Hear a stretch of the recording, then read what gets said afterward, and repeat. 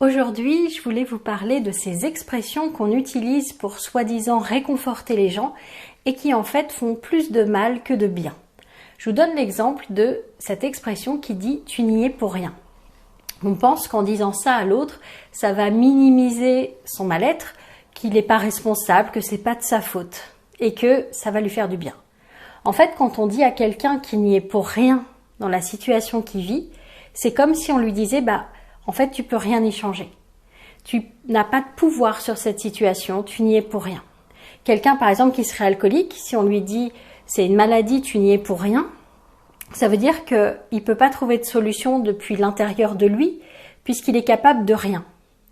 Quelqu'un qui serait, il se sent pas à la hauteur pour éduquer ses enfants, et un de ses enfants fait une bêtise, si on lui dit tu n'y es pour rien, ça veut dire qu'il peut pas agir, il peut pas dire les bons messages à ses enfants pour pouvoir changer la situation. Donc dire à l'autre tu n'y es pour rien, c'est lui reprendre les clés du pouvoir sur ce qui se passe en lui disant tu peux rien changer. Alors qu'en lui disant mais tu as cette capacité à changer les choses si elles ne te conviennent pas telles qu'elles sont, bien ça c'est merveilleux. Alors bien sûr il y a des situations comme un deuil, une personne décédée, on peut rien y changer, ça c'est évident. Mais la plupart des situations, on peut toujours changer les choses. Donc dire à l'autre tu n'y es pour rien, c'est pas du tout l'aider. C'est pareil avec ces femmes qui font des fausses couches. Quand on leur dit oh mais t'en auras un autre, mais elles s'en foutent. C'est pas un autre qu'elles veulent. C'est le bébé qui est là dans leur corps, qui était là si elles l'ont déjà perdu, et elles veulent pas un autre enfant. En fait, quand on leur dit t'en auras un autre, c'est comme si on minimisait ce qu'elles sont en train de vivre, comme si elles n'avaient pas le droit d'être tristes, comme si elles n'avaient pas le droit de faire le deuil de ce bébé qu'elles sont en train de perdre ou qu'elles ont perdu. Donc il y a plein de phrases comme ça, on pense qu'elles vont réconforter l'autre, et en réalité, elles ne font que l'enfoncer dans son mal-être.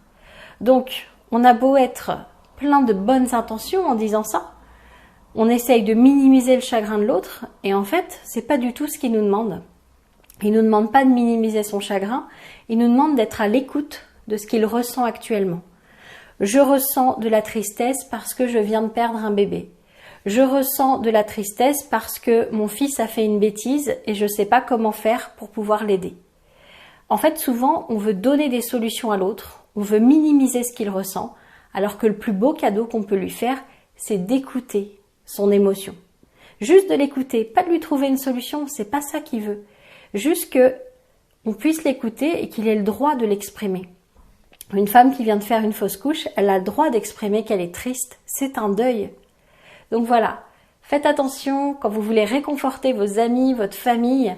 On a tendance à pas s'en rendre compte, mais on fait parfois plus de mal que de bien.